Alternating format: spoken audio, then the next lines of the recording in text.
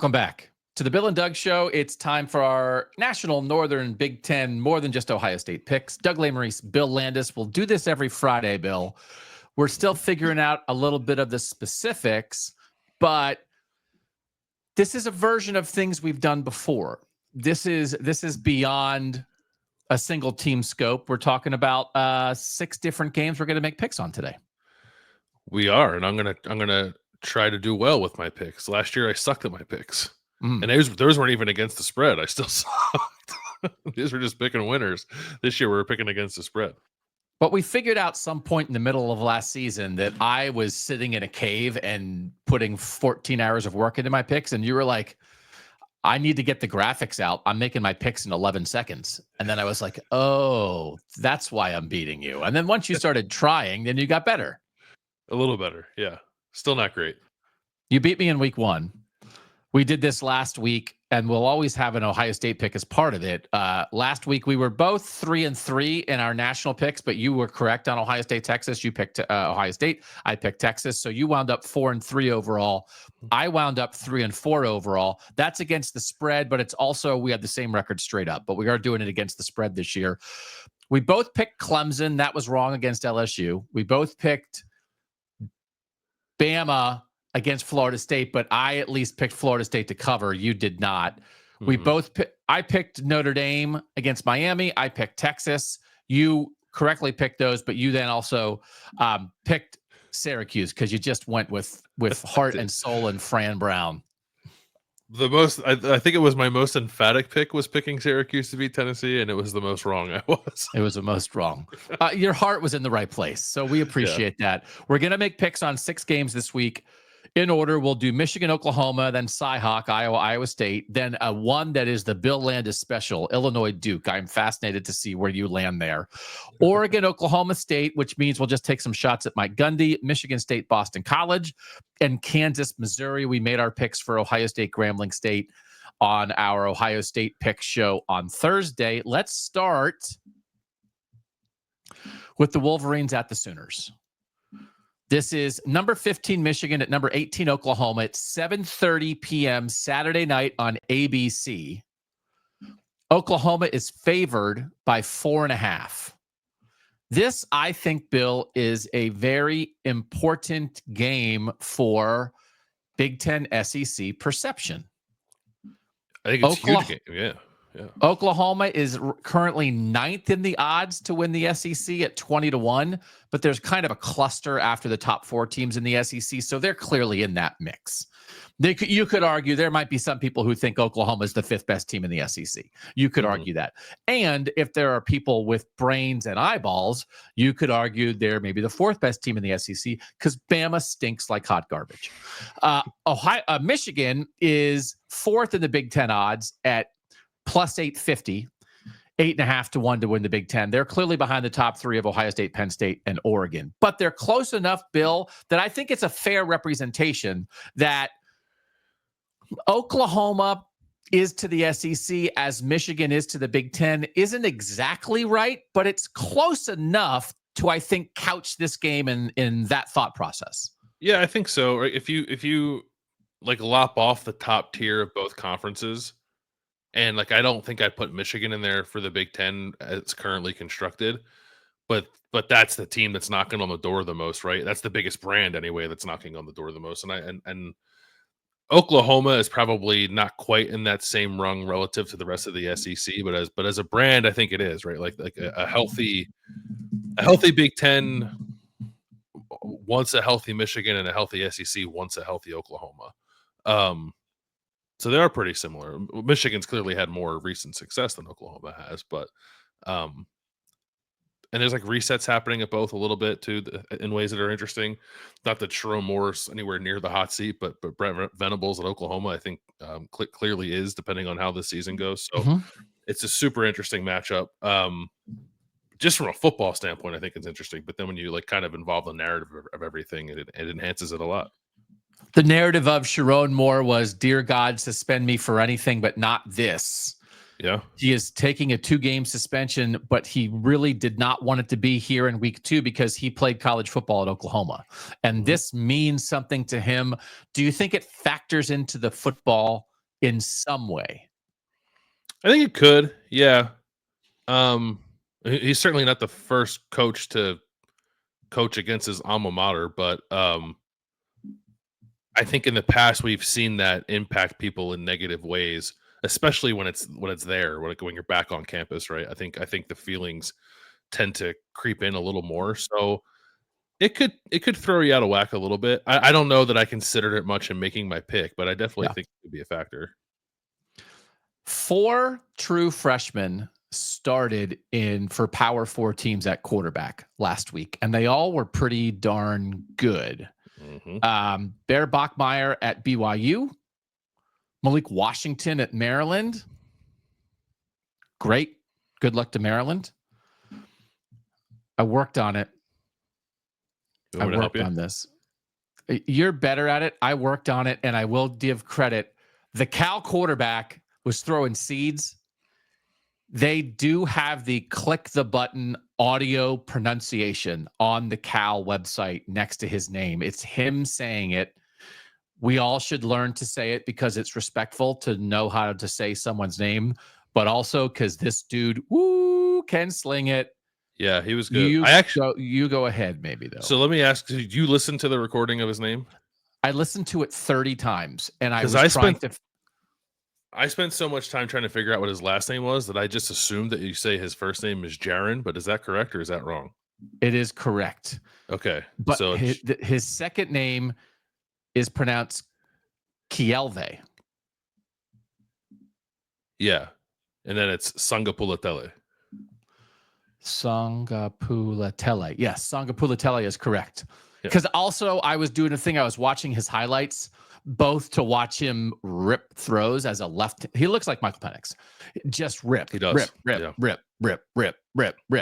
But also within the highlights, you were getting the thing where the announcers doing the game were doing everything in their powers to not say his name. They called him the freshman. They called him JKS. It's one of those where I forget people's names all the time. So I go through life doing like a, hey, great to see you. Hey, I call everybody, hey. They were calling the breakout freshman star of college football, hey, the whole game, because they didn't exactly want to say his name. And they're the professional announcers who are paid to do it. So we will do our best. We will all learn it. He looked really good. He did look really good. Yeah. And that was like a situation where I can't actually recall the timing of it. So Devin Brown transferred from Ohio State to Cal, but I think maybe at the time that he had transferred to Cal, Sangapulatele he was going to Oregon still. Yeah. Because he was committed to Cal and then flipped to Oregon and then transferred back. Like I think, and then he showed up and Devin Brown was like, well, I guess I'm not the quarterback. Because everybody was sort of like, man, I can't believe Devin Brown didn't go win that job. And then you watch the first game, and you're like, this is not about Devin Brown. Right. This is about JKS. So he looked great. And then also the whole point of this is Bryce Underwood looked really good at his best. His best moments were awesome. 21 of 31 for 251. He did not run. Yeah. He did not run. He was credited with 2 rushing attempts because he got sacked twice. They called 0 called runs for him, and he did not scramble. And I am super interested in that going into this Oklahoma game, because you know what I bet he can do? I bet he can run. And I bet he can scramble. And I bet they can use him in the called run game when they want to. And they decided not to do it against New Mexico, as Michigan won that game fairly handily. But it is something I think that we must take into consideration, because there was a lot of good from Bryce Underwood, but it was not the full Bryce Underwood. It wasn't. I was watching that game. Well, I can't remember. I was like second screening that game, but I was like, why isn't he running? Why isn't he running? I want to see this guy run and see what it looks like. There were a couple of plays where he got outside the pocket and threw the ball, where you got a feel for his athleticism. Ooh. But yeah, I would just assume like they didn't want to show that against New Mexico because they didn't have to. But I bet we see it on Saturday. Very comfortable on the rollout, like kind of a three-step little roll rip. I thought if his first read was there, he threw seeds. And I thought if his first read wasn't there, he threw it there anyway. And sometimes threw into traffic, sometimes missed, but often hit.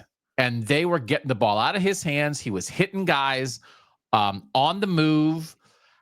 Marlon Klein, the tight end, had a really good game with 6 catches. You could see they were sort of talking about, Donovan McCulley and Samaj Morgan and the different guys they have in the pass game that they think they can be a little bit more explosive.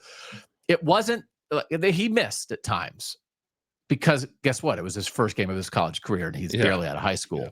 But when he hit, he was very confident. He was very decisive. He was very on target. And man, I just think Michigan fans should be extremely excited about this.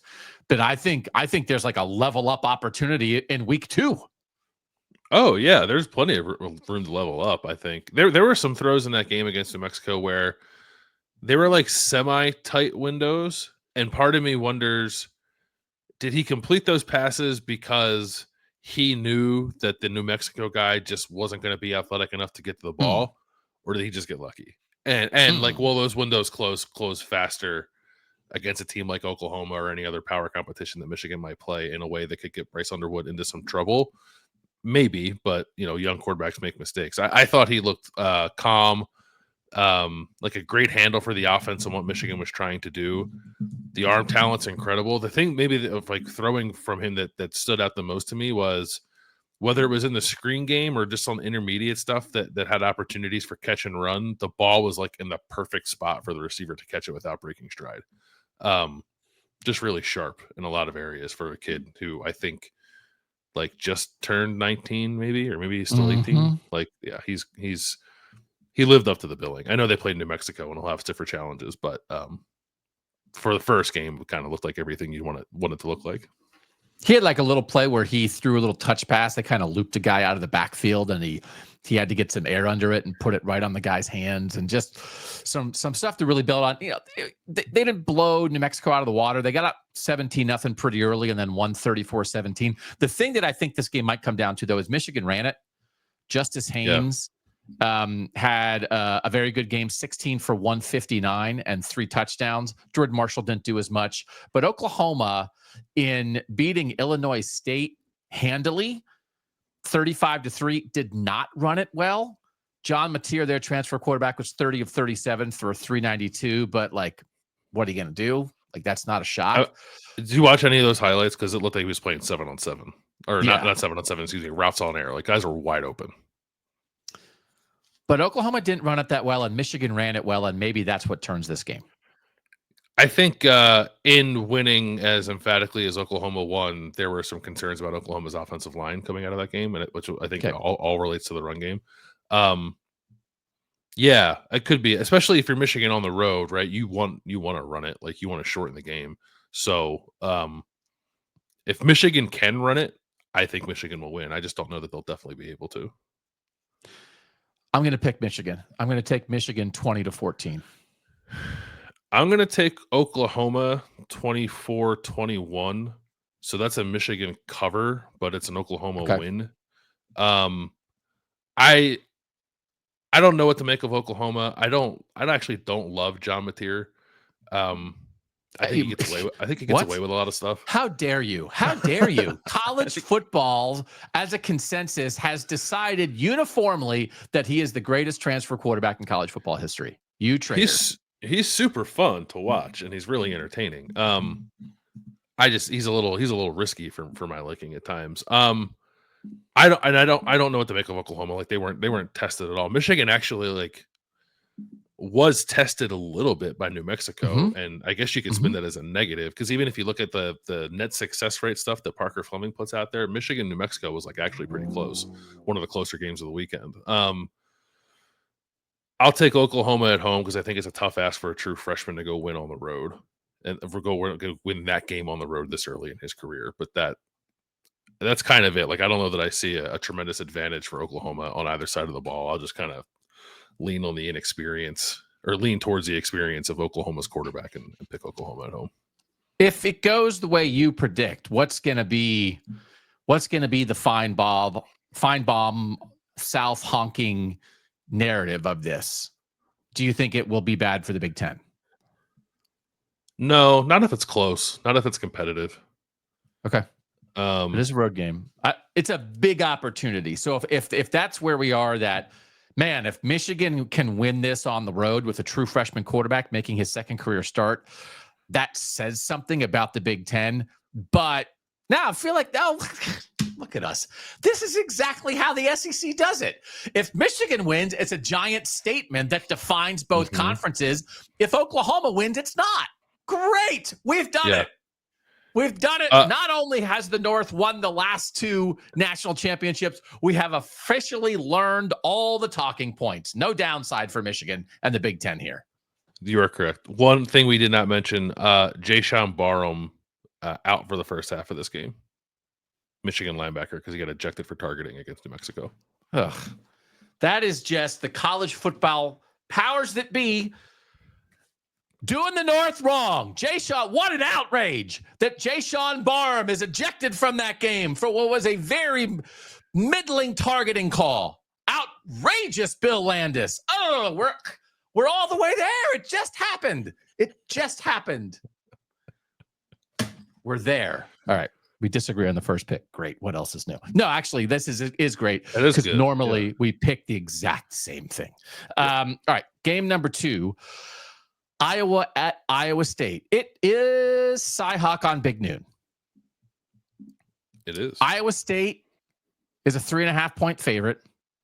So it's basically a toss-up game because it is at Jack Trice Stadium. Matt Campbell is 2-6 in Cy-Hawk as the coach of the Iowa State Cyclones. Kirk Ferentz is 14-11 in this game as the head coach of the Iowa Hawkeyes.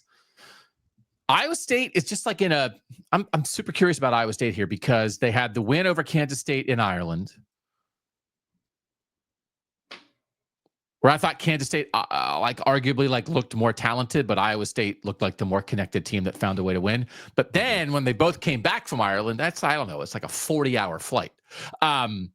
Kansas State looked bad last week and struggled to win in the final minute, and Iowa State thumped South Dakota 55-7. So it's kind of like, okay, I see you, Matt Campbell. I see you, Matt Campbell, absolutely positively handling your business. But I also wonder if there's this is the exhaustion tipping point of we went to Ireland, we won a top 25 matchup, we came home, we kicked somebody's butt, and now we're playing our rival. This is the crazy. It's only week 2 and they're playing their 3rd straight game and it's their rivalry game. I'm a little curious if maybe we see this is where Iowa State hits the wall. Curious about that or no? I don't know. Maybe. I guess so. Why would a wall exist? I guess would be my question. I wouldn't have been shocked by some kind of hangover last week because South Dakota is also a good FCS team. That's they're the number 4 team in the FCS poll. Yep. And they blew their doors off. So, which is what a power conference team should do. So I don't know why suddenly Iowa State would hit some kind of wall. Are there things about Iowa State that potentially have been masked the last 2 weeks because the opener was weird and the second game was against an FCS team? Sure. Possible if not likely, but I don't know. Rocco Beck seems like he's in a pretty good spot right now. And you like some of the weapons at Iowa State, even if maybe the receivers didn't pop the way you hoped they would in that first game against Kansas State. A tight end, they're good. At running back, they're good. Offensive line looked all right. We know they're usually going to play good defense. So I don't know. I kind of like where Iowa State is coming into this game. And I don't know what to make of Iowa because Mark Gronowski threw the ball 15 times for 40 yards last week. I know. Yeah. Not so different. Rocco Beck last week, by the way, 19 of 20 for 278 yards and 3 touchdowns. If he truly was great, he would have been perfect. Come on, Rocco Beck. Rocco Beck looks great through the first 2 games of the season. Officially, Mark Gronowski, 8 of 15 for 44 yards, left with cramps in the 3rd quarter in a 34-7 win over Albany. Afterward, he said, first game, he was too excited. He was pressing. Kirk Ferentz kind of passed it off as a bad night. But also, moderate alarm bells going off at a place that believed that Mark Gronowski was the answer to their quarterback prayers, and he threw for 44 yards against an FCS team in his first start. Who's the guy from a couple years ago? Was that Deacon? What's his name? Deacon Hill. Yeah. Deacon Hill. Yeah. Like, is this one of those where it's like Mission Impossible? It's like Mark Gronowski rips his face off and he's Deacon Hill. It's Deacon Hill. Oh my God, that's Spencer Petras. Yeah. By the way, biggest winner of the Belichick Carolina debacle, Ferentz family. Because Steve Belichick's running that defense for Papa down at UNC, got absolutely torched, and nobody's talking about Brian Ferentz nepotism anymore. We're on to Belichick nepotism. Yeah, so I Brian think there's Ferentz, two wherever he Belichicks is, on that staff, or three if you include Papa. Yeah. So Iowa wins, and also Kirk Ferentz is tied with Woody Hayes for the most wins ever by a coach in the Big Ten at 205. If he's going to get it, I don't think he's going winless the rest of his career. He's going to be the all-time winningest Big Ten coach in history. He could get it in the rivalry game. Yeah, that's pretty cool. That'd be kind of a thing. And I think he will. I'm taking Iowa 19-17. I think last week, good offensive line for Iowa, right? They had a couple injuries. Yeah. Like the quarterback stuff went as bad as it could go, but like bottom. That was like the worst opener that was exactly what they didn't want. Yes. And Iowa State has been awesome for 2 weeks. So in my analytical football mind, I look at a team that is on a roll with 2 great performances, and I look at a team that laid an egg last week, and I say, laid an egg team, it's your time. So I'll take the Hawkeyes 19-17. Okay. You're not. I'm excited. You're not. No, I'm not. I'm taking Iowa State 21-20. But that's a cover for Iowa. So I'll take it. I'll take the points with the road team, but I'm picking Iowa State to win. Watch Dom Orange on the interior against Logan Jones and our guy Logan Jones, Kate Pieper and them boys. Yeah. Oh yeah. Come on, you're going anti-Pieper here. No Pieper. He threw for 44 yards, man. What am I supposed to do? Was Tim Lester holding back magic tricks against Albany, and he's gonna unleash them against Iowa State? I don't think so. He was cramping up, man. Come on, he's cramping up. Give the guy a break. All right, explain yourself here. Illinois at Duke, noon ESPN. Illinois is favored by 3.5. You are. Is that a Blue Devil hat you're wearing? I don't know. Is that a devil on there? You're wearing a Blue Devil hat. No, it's a Columbus Clippers hat. Okay, I get confused. Yeah. You taking? What do you explain yourself? I know nothing about Duke, and I want to know nothing. Yeah, I mean, I just feel like I have to take Duke, right? I have to. Yeah. I have to hold true to my priors, which is Duke is going to make the playoff, and that involved them winning this game. I will say it was a little slow going for Duke against Elon. It did win 45-17, and it seemed to figure some stuff out in that game. And Darian Mensah, the quarterback, transfer from Tulane, did come out of week 1 the second highest graded quarterback in the country. Whether, I don't know if that means anything to you, but he did. Yep. Yeah, probably not. There are questions, I think, along Duke's offensive line. They have like one soft spot. I think they might have a freshman playing tackle. They have a young guy playing tackle who's going to have to try to block Gabe Akis in this game, which could not go well potentially for Duke. But I'm rolling with Duke. I have to. I can't say everything I said about Duke in the offseason and I'm not picking them to win this game. So I am picking them to win 27-24. 27-24. I will delight in you going down in flames on this one. Illinois 52-3 over Western Illinois last week. The Caden and Aiden show, 22 carries, 175 yards, 3 touchdowns combined for Aiden Lawfrey and Caden Fagan. Love it.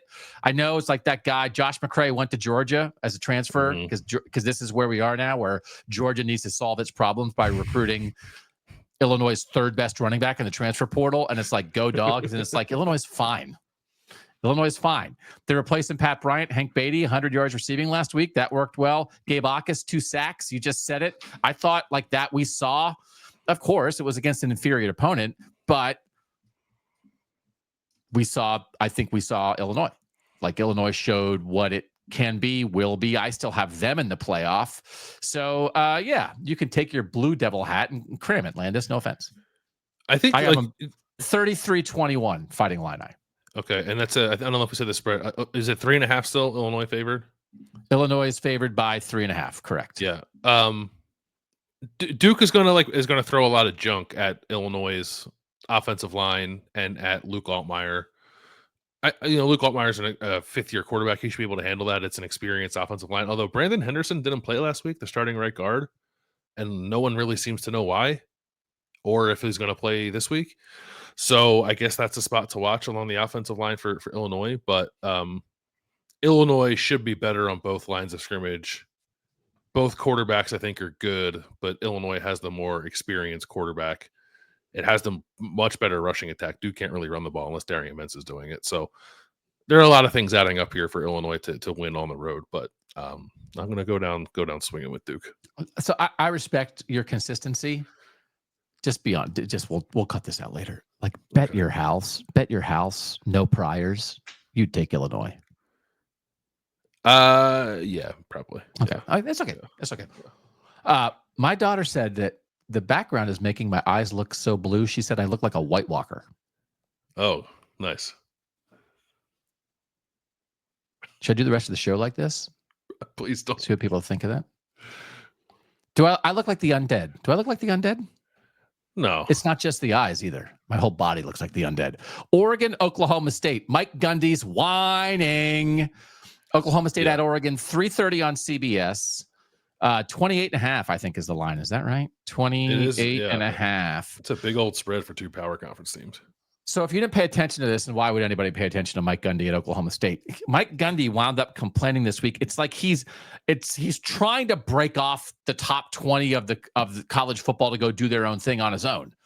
He created a new tier where he's basically complaining about Oregon's resources compared to Oklahoma State's resources, and then wondering why Oregon's even scheduling a team like Oklahoma State, because he doesn't view them on the same level anymore. And he's kind of talking like Oregon's buying a team. And then Dan Lanning is sort of like, what are you doing? So if this is where we are, where within the Power Four, now we're officially creating the resourced Power Four and the lesser resource Power Four, if you're trying to break off the top tier, this is the fastest way to do it. So Mike Gundy thinks Oklahoma State shouldn't play Oregon. So I guess he just thinks the only teams in the big, like who's in the Big 12 then that Oregon should play? Nobody? Oregon should never play anybody in the Big 12? So I just thought but all he's doing is creating preemptive excuses for the loss that his crappy team is sure to take. And now, but the thing he's done is he's enticed Dan Lanning to put him in a blender even more than Oregon was going to do anyway. Yeah. Did you like the quote from Dan Lanning? I got the gist. Give me what was the best quote? We spend to win. Some people save to have an excuse for why they don't. Oh my God. Come on. They got oil rigs in Oakland. They got oil rigs in Stillwater. T-Boone Pickens, man. They invented the billionaire benefactor in college football. Seriously? He's just dead. Their billionaire's dead. He's not around to give him money anymore. I don't think he was actually a billionaire, but he had a lot of money. Yeah. T-Boone Pickens walked so Phil Knight could strap on those Nikes and run, baby. So it is. This is the billionaire showdown. Yeah. This is the whole thing that everybody talks about. I was like, do you have a guy? It's like Texas Tech has a guy and Oregon has a guy, but like not every place has a guy. Michigan, if Larry Ellison's going to keep doing this stuff, has a guy. Great to have a guy. Nothing wrong with having a guy. The rules say you can have a guy. Not everywhere necessarily has a guy, though. So some places you have to strap together a gigantic fan base, opportunities around your program that businesses want to be part of, that kind of thing. So I don't like Gundy. It's been he's the Kirk Ferentz of long-haired mullet land. Although Kirk Ferentz, again, once upon a time, as we've talked about before, had a mullet. So it's just, he must be so frustrated because Oklahoma State's like 4 years removed from being a play away from the 14 playoff. It's not like Oklahoma State has fallen off the cliff in the modern era, but he must feel like Oklahoma State has zero chance to compete with the way things are evolving. And so he's just assuming he's going to get his butt kicked and is mad. Yeah, this feels like both coaches watch the film when they know what's going to happen in this game, because Gundy's trying to get out in front of it and Dan Lanning's talking spicy because he knows they're going to kick their butts. And Oklahoma State's got to play its backup quarterback because Haas Haney got hurt. He like broke his foot early in their game last week, so Zane Flores had to come in and play. Oregon's going to hammer them. I have 49-14. Are you tricking me? There's not a real person named Haas Haney in college football. Are you trying Haas to slip that by? Yeah. Really? He's from Texas. He was at TCU, and then he transferred to Oklahoma State. Yeah. In the course of this conversation, I added an extra touchdown for Oregon to make sure that it's emphatic enough. What was the score that you said again? 49-14. I have 52-13. I really like taking Oregon minus the 28.5 here because I think there's enough spice that he's not going to call off the dogs. I don't think he will. Dante Moore played well last week. They played Montana State, but he looked sharp. Mekhi Hughes had 1 carry. Don't know why. Let's see if he has more this week. Ooh, there's some college football secrets out here. Illinois offensive lineman not playing for no reason. I think I voted Mekhi Hughes as like number 2 in Big Ten preseason offensive player of the year balloting. Well, so he's gonna need more than 1 carry to get there. He's gonna have some ground to make up. Okay, Oregon's going to kick Oklahoma State's booty. This is a great northern battle. Boston College at Michigan. It's on NBC. It's at 7:30 p.m. on Saturday. Sneaky good quarterback matchup. Not sneaky for us, not sneaky for people who follow this kind of thing, but just like sneaky for Paul Feinbaum, who probably couldn't name. Well, he could name the quarterback at Boston College because he wasn't at Alabama for a year before he transferred. Boston College 66-10 over Fordham last week. That new quarterback, Dylan Lonergan, the Alabama transfer, Bill O'Brien's type of guy, 26-34 for 4 touchdowns, and Lewis Bonds, who's been doing it for a while at BC, 138 receiving yards. Aiden Childs last week for Michigan State, 17-23 for 155 and a touchdown. The touchdown went to Nick Marsh, one of the best young receivers in the country. 23-6 over Western Michigan. Not completely dominant, but Aiden Childs, Dylan Lonergan, I'm turning that on. Yeah, I think it's going to be pretty entertaining. This was a close game last year. It was in the rain, so it was a little lower scoring, kind of sloppy. Hopefully that's not the case this time around. I thought in the little bit that I watched of Michigan State, Western Michigan, Michigan State got up 21-0 and just kind of parked it. I don't know what they were doing. Or I don't know if they were trying super hard after that to put it on Western Michigan. I thought Nick Marsh looked really good. I thought Aiden Childs in moments looked pretty sharp too. I have to be completely honest. I didn't watch a second of BC Fordham. The one thing I did take note of, just looking through some of the stats from that game, is that BC didn't run the ball well, and that was a problem for them last year. And I wonder if in a game like this that might matter. Turbo Richard only had like 45 rushing yards. And I think as a team, they averaged like 3 yards a carry against Fordham. No, they threw it all over the place. And I think Dylan Lonergan and Grayson James had a passing touchdown off the bench too in that game. So I think they threw 5 touchdowns. So I'm going to take Michigan State at home 28-21, but I think it's going to be a good game. I am in the same range of this. And by the way, Michigan State is favored at home by 4.5. You had 28-21 Spartans. I have 21-16 Spartans. So that's barely a cover, but we're both taking Michigan State to cover in that game. But I think Boston College can be competitive. I absolutely think Boston College could be competitive, and we just have to be on alert. There's obviously so many comparisons here. Eli Holstein, Alabama transfer. Eli Holstein last year, 1 year at Alabama, transfer to Pitt, wins the starting job at Pitt against kind of an incumbent. It's basically the exact same situation. That Nate Yarnell at Pitt going into last year had been the quarterback at the end of the previous year, and people kind of thought he'd be the guy, and then Eli Holstein beat him out. And then Eli Holstein was a little loose, but like gunslingery, won big games. Pitt had a great first half of the season, and Eli Holstein was the driving force of that. Dylan Lonergan, it's like, maybe Grayson James. He took over the second half of last season after Thomas Castellanos left the team. I mean, they benched him for Grayson James first, and that's why he left. But you kind of thought maybe Dylan Lonergan is going to win this job. You know Bill O'Brien, and then he did win the job. And so, like, to be on alert for shot out of a cannon, Dylan Lonergan is one of the stories of the season of September, completely on the table. Yes? I think it's on the table, but I'm also wondering, I'll ask you what you think. Any potential, like, meaningful blowback on Bill O'Brien if Castellanos is good and Florida State is good and BC is just like 6-6 again?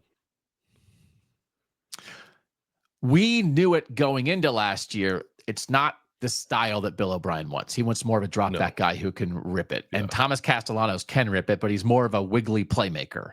So we questioned that match the whole way. We kind of hoped it could work itself out. I don't know that anybody was shocked it didn't work out. And Bill O'Brien didn't recruit Thomas Castellanos. He took over. Like those things do happen. So do you think there's a how dare you do this, Bill O'Brien? How could you not take advantage of this super talented guy?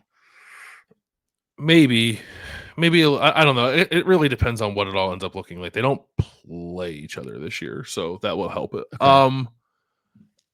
It wasn't a style fit, like, and Castellanos is like a tremendous style fit for Gus Malzahn. So, like, yes, that he's looked better there and probably will be more successful in that offense is not surprising.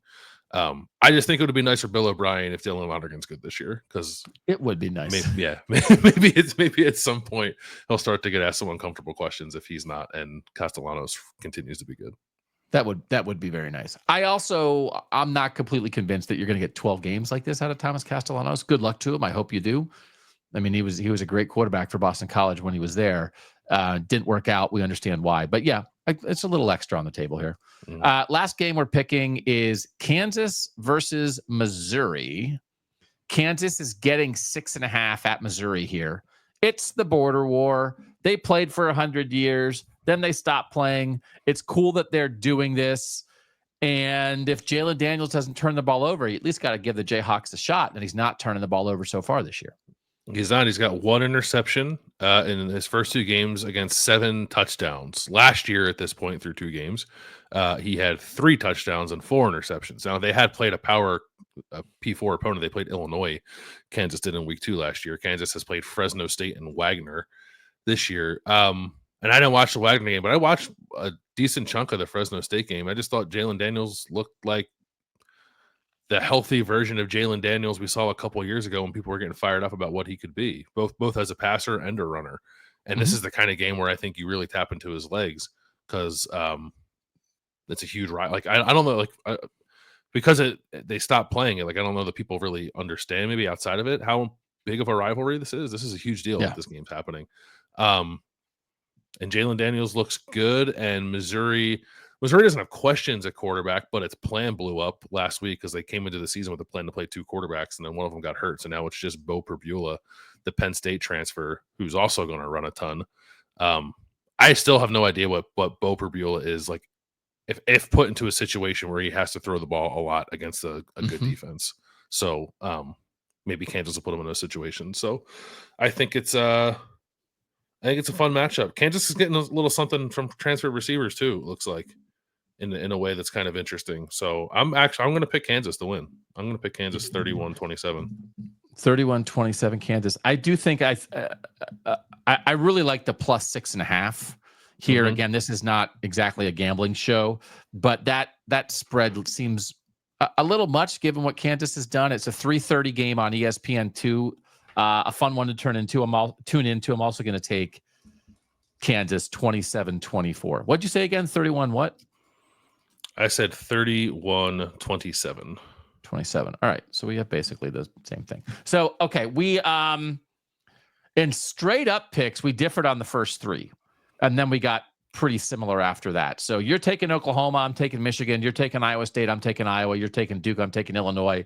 We both have an Oregon blowout over Oklahoma State. We both have Michigan State close over BC, and we both have Kansas close over Missouri. And then Ohio State, Grambling State, no line out still as we record this. You think it's a game day line at this point for a 3:30 kickoff? I think it is common practice for FBS versus FCS lines to come out on Saturday. So we're guessing around 50, and we both pick 63-0 Ohio State in that one. So those are our picks. We'll do this every Friday. We'll do it kind of like this. So, and we like doing it, right? We like it. Yeah, and I think we'll also maybe have a little bit of time on Tuesdays, right? Is that what we said, to maybe talk about some of the results of these things and what they might mean too. Tuesday nights. We're working it out. Yeah. We're working it out. We want this to be a continuing part of our coverage. So obviously not 5 days a week, this kind of coverage, but we don't want to abandon it because we still think there's space to talk, to lean Northern college football, Big Ten college football. I mean, again, if there's a gigantic SEC game, I'm sure when it's Texas, Georgia, we'll pick that game. Mhm. But I originally had like Arizona State, Mississippi State on our ledger. Then I was like, why? Let someone else pick that game. No offense to those teams, but like that's not what we're here to do. So we'll talk about teams and games like this. And we'll do it at least once a week and maybe twice a week, and we'll see what the future holds.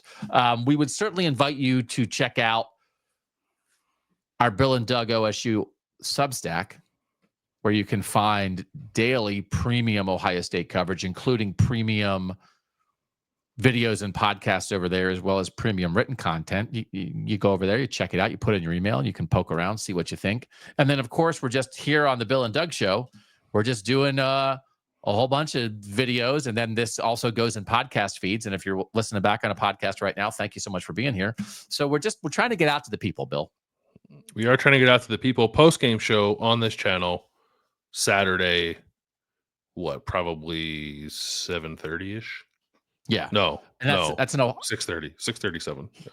That's an Ohio State specific post-game show. But also, if there's a couple little things here and there that have also happened, and holy moly, did you see the end of Iowa State? We might have a couple short opinions on that, right? Mm-hmm. Ball's out there. Sure. We're aware of all ball. So that's what we're doing. Thanks to you guys for being along for the ride. For now, he's Bill Landis. I'm Doug Lesmerises, and that was the Bill and Doug Show.